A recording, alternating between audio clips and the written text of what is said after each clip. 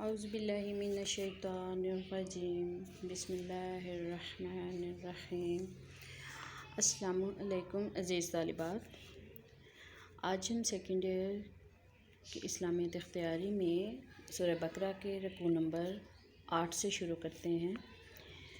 آیت نمبر ہے آپ کی 62۔ ان الذین آمنوا، بے شک وہ لوگ جو ایمان لائے، والذین اور وہ لوگ جو ہادو یہودی ہوئے، والنصارا اور عیسائی ہوئے، والصابئین اور صابئی، من جو آمن باللہ ایمان لائے اللہ پر، والیوم الآخر اور آخرت کے دن پر، وعامل صالحا اور اچھے کام کرے، عاملہ کام کرے صالحاً اچھے، فلاحم پس ان کے لیے اجرہم اجر ہے ان کا، ثواب ہے ان کا، عندہ پاس ربہم ان کے رب کے، واو لا نہیں، خوف خوف ہوگا، علیہم ان کے اوپر، ولا ہم یحزنون اور نہ ہی وہ غم کھائیں گے یا غمگین ہوں گے۔ ان الذین آمنوا والذین ہادوا والنصارى والصابئین من آمن باللہ والیوم الآخر، اور وہ لوگ جو ایمان لائے اور جو لوگ یہودی ہوئے، عیسائی ہوئے، صابئی اور جو کوئی ایمان لائے اللہ پر اور یوم آخرت کے پر، وعامل صالحا اور اچھے اعمال کرے گا، فلاحم اجرہم عند ربہم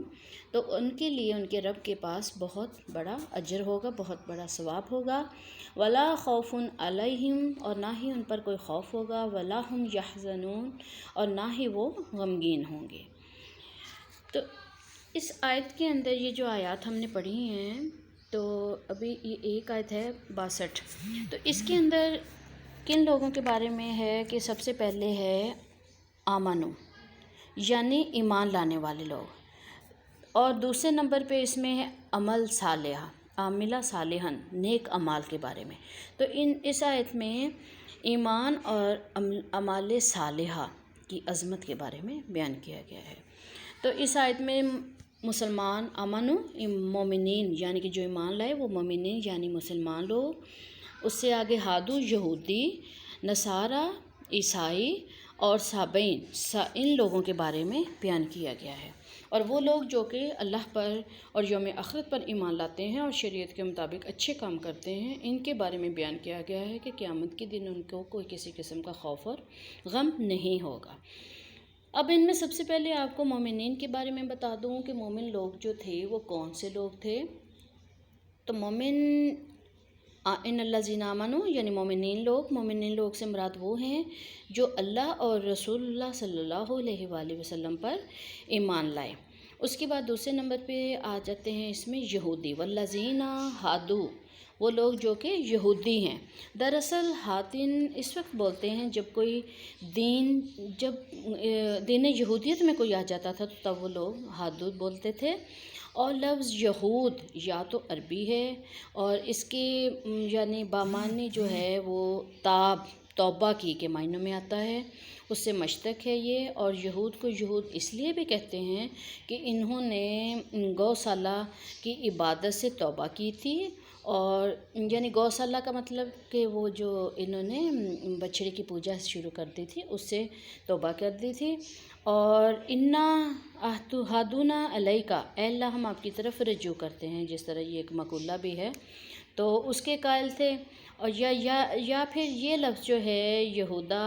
جو حضرت یعقوب علیہ السلام کے بڑے صاحبزادے کا نام ہے، ان کی وجہ سے بھی یہ نام ان کا یہودی پڑ گیا، اور پھر پورے گروہ کو یہود کہنے لگے۔ یہ بہت ساری اس کے بارے میں یہودیوں کے نام کے بارے میں یہ مفسرین نے رائے بیان کی ہے۔ اس سے اگلے لوگ جو بیان کیے گئے ہیں قرآن پاک میں وہ ہیں نصارہ یعنی نصارہ کہتے ہیں عیسائیوں کو،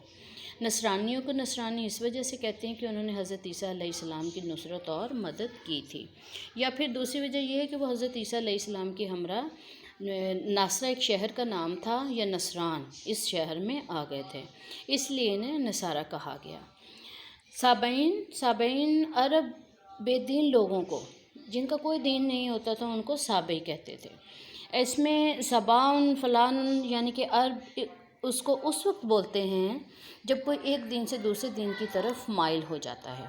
تو سید قطب کے نزدیک سابعین سے مراد مشرکین کا وہ گروہ ہے جو بعثت سے قبل مشرکانہ عقائد سے بیزار ہو کر اپنے غور و فکر سے صحیح عقیدے کی تلاش و جستجو میں لگے رہے اور بالآخر عقیدہ توحید کو اپنا لیا۔ اب ان لوگوں کا دعویٰ تھا کہ حضرت ابراہیم علیہ السلام دین حنیف کے قائل ہیں، چنانچہ ان لوگوں نے بتوں کی پوجا ترک کر دی۔ ان لوگوں کے بارے میں مشرکین کہتے تھے کہ یہ صابی ہو گئے،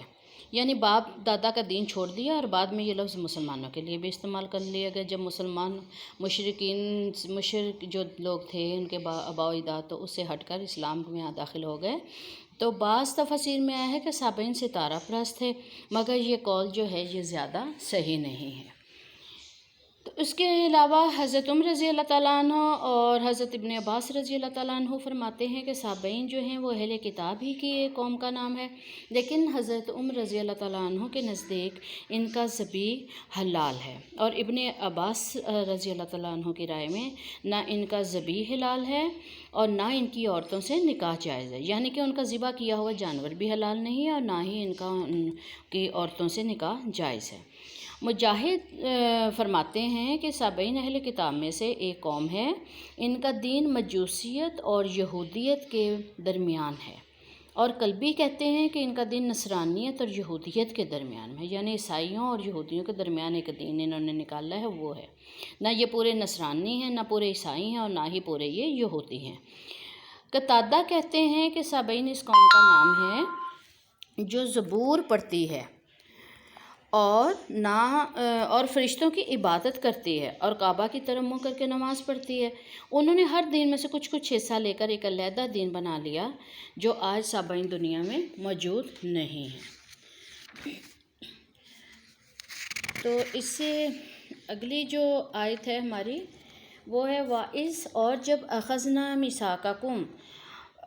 عہد لیا ہم نے تم سے، وَرَفَعْنَا، اور رفع کر دیا، بلند کر دیا ہم نے تمہارے اوپر، فوقکم، اوپر تمہارے، کوہ طور کو، وَإِذْ أَخَذْنَا مِيثَاقَكُمْ وَرَفَعْنَا فَوْقَكُمُ الطُّورَ، اور جب ہم نے تم سے عہد لیا اور تمہارے اوپر ہم نے کوہ طور کو بلند کیا، خُذُوا، پکڑو، مَا جو آتَيْنَاكُمْ، دیا ہم نے تم کو، بِقُوَّةٍ، ساتھ قوت کے، وَاذْكُرُوا، اور یاد کرو، مَا فِيهِ لَعَلَّكُمْ تَتَّقُونَ، جو کہ اس میں ہے تم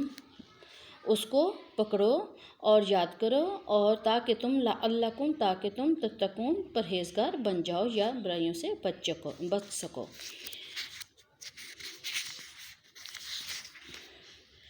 اور وَإِذْ أَخَذْنَا مِيثَاقَكُمْ وَرَفَعْنَا فَوْقَكُمُ الطُّورَ، اور جب ہم نے تم سے عہد لیا تمہارے اوپر کوہ طور کو، یعنی جو پہاڑ تھا طور کا، اس کو بلند کر دیا،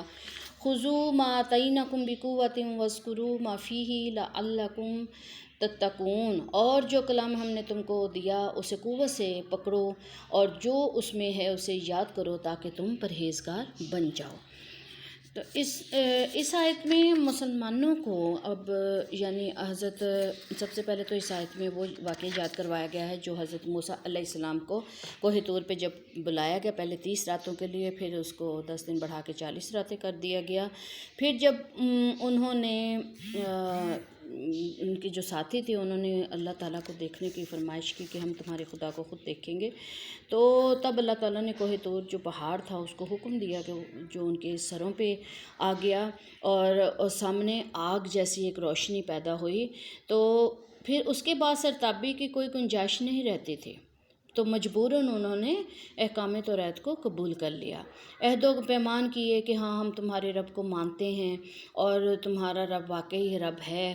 اور تو اس کے بعد پھر انہوں نے کیا کیا کہ وہ اس عہد و پیمان سے جو اللہ کے ساتھ کر آئے تھے، توریت لے آئے تھے اور اس کو پڑھنے کا بھی عہد کر آئے تھے، انہوں نے اس کو بھلا دیا، پھر گئے اپنے وعدے سے۔ پھر اگر اللہ تعالیٰ کا فضل نہ ہوتا تو وہ بالکل تباہ و برباد ہو جاتے۔ تو پہاڑ کے معلق کی کیفیت کو، یعنی کہ پہاڑ معلق اس طرح ہو گیا تھا کہ وہ ایسے جیسے کسی چیز کو دیکھیں نا فضا میں معلق ہونا، کہ نہ وہ نیچے ہوتی ہے نہ وہ اوپر ہوتی ہے، تو پہاڑ ان کے سروں کے اوپر ایسے معلق تھا کہ ابھی گرا اور ابھی گرا۔ اور تو اس کے بارے میں مولانا سید ابوالعلا مودودی صاحب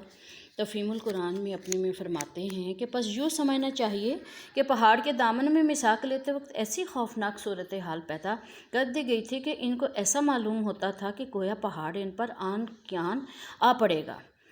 سورہ اعراف کی آیت نمبر 171 میں اس واقعے کو یوں بیان کیا گیا ہے، اور جس وقت اٹھایا ہم نے پہاڑ کو ان کے اوپر مثل سائباں اور ڈرے کہ وہ ان پر گرے گا، ہم نے کہا پکڑو جو ہم نے تم کو دیا ہے، زور سے اور زیادہ رکھو اس کو جو اس میں ہے، تاکہ تم بچتے رہو۔ تو یہ اس میں